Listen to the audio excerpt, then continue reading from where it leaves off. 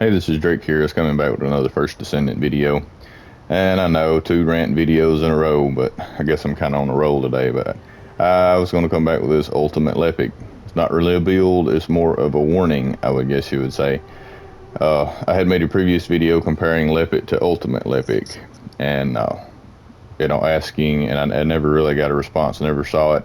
You see all these mainstream gamers and producers that keep showing this mod, the Firearm Master, and it reads reloading weapon increases skill range, changing weapon increases skill power. So I couldn't find any video that actually showed how much this increased it. I didn't know if it was actually worth it, because lepic's pretty good anyway. I mean, the skill power actually winds up being the same as base. He's got a little more survivability, being ultimate as a part of the base. And if you're going to farm one of the two, I would say farm ultimate, because you do just get a little more bang for your buck. He looks a little cooler. If you don't have one, then by far, I'm not saying don't go for ultimate. I was just going to show this because as far as I know, I've never seen anyone actually show the stats on it. Now what this does, and everybody claims that this is what's melting the bosses. That's what's helping them clear the bosses in record time. According to my readout, that is not the truth. Now, when you change your change mastery, your skill power modifier increases by 39%. All right, if that was 39% flat damage increase, that would be great. That would really make a big difference. All right, but here's this. Our skill modifier right now is 2760. And we change weapons, and I'll change back so I got the same gun equipped. We go back into that, view our skill. All right, now we're at 2799. It is not a 39% increase. It is a 39% increase on a 2760 multiplier already. It does a minuscule amount of damage. And to boot, you give up one of the best passive abilities in the game, in my opinion. Lepic has the best passive in the game, which I will show in a minute. Now, it does increase his continuous damage, like 39% on his continuous damage. And his burn, it increases his burn damage too by 39%. Now that will clear bosses faster. Don't get me wrong, it will.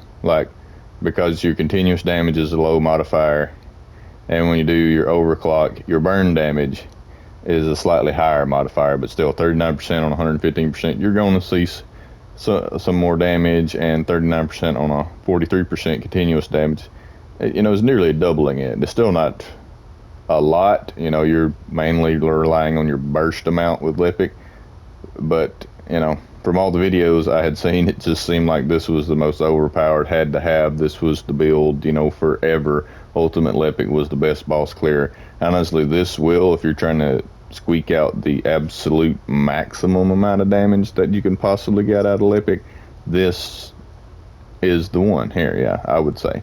But in my opinion, the investment is not worth the trade-off, because you lose lepic's regular passive, which is when upon receiving fatal damage, gain close call. Close call is active, grants damage immunity and immobilization. I didn't realize that was on there, but you can still move. And close call ends, recovers HP proportional to own max health. So as you can see, your close call lasts for 5 seconds, and you recover 50% of your HP afterward. In my opinion, best passive in the game by far, because what it allows you to do, you walk up to the boss, pop your ultimate right off the bat, and he cannot kill you before your ultimate is done. Because you get that invulnerability, you get 50% of your health back. It's literally, if you don't get knocked out of your ultimate, you are guaranteed to get every shot off, because he cannot kill you before you completely unload on him, and you won't die in the process. With the other one, you will die in the process, because you have not got this benefit anymore. That's it. I was going to kind of keep this video short and sweet, because that's another one kind of aggravated me, and I don't know if this is directed at the game or all these game creator or the video creators, or maybe I just didn't watch the right video. But as far as I know, I've never seen anyone actually show the amount that it increases your damage, which is very minuscule. Very, very minuscule, in my opinion. I would not run a mod that only gave me 39% modifier on lepic because it would not be worth the space that it would take up. This is a mod that gives you 39% modifier, and it takes away your passive that you really want to keep, in my opinion, and it only gives you 39%. And in my opinion, my other build that ran the overclock, this one changes your power, it gives you firearm attack. This one is still the far better, far superior lepic mod, in my opinion, for gameplay. Because when you pop this, and I don't have any duration or anything on this build, this is just base because I didn't spec into it because I've already got a fully built lepic. Why would I rebuild my lepic for 39% modifier on something that's already got that high of a modifier? It's just nuts. I mean, and that's kind of my issue, I guess. The whole point of farming an ultimate is that they have access to transcendent mods that make them far more powerful than the base version, except for lepic. His transcendent mod does not make him far more powerful than the base.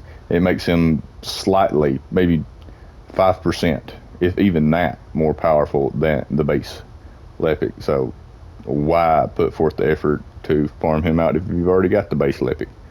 That's just what it is. But in my opinion, this is the far superior mod because it changes your overclock to give you 52% more firearm attack when this is active, and it still puts burn on your skills, just to a little lesser of a degree. That's the way I ran it before. Like, run this for general play or multiplayer when you're not going to kill the boss, in a few seconds.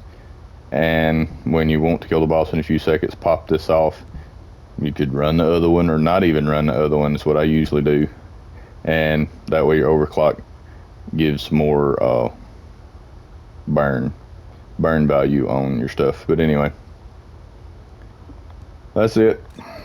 That's the video. Like I said, I was just kind of giving a warning for people like me out here who I couldn't find it, so I went out and farmed it, invested all the time in farming Ultimate Lepic, invested hours into farming his Transcendent mod, because it only drops from hard mode, one of the hard mode bosses, I can't even remember which one at the moment, and just to be completely underwhelmed with the results.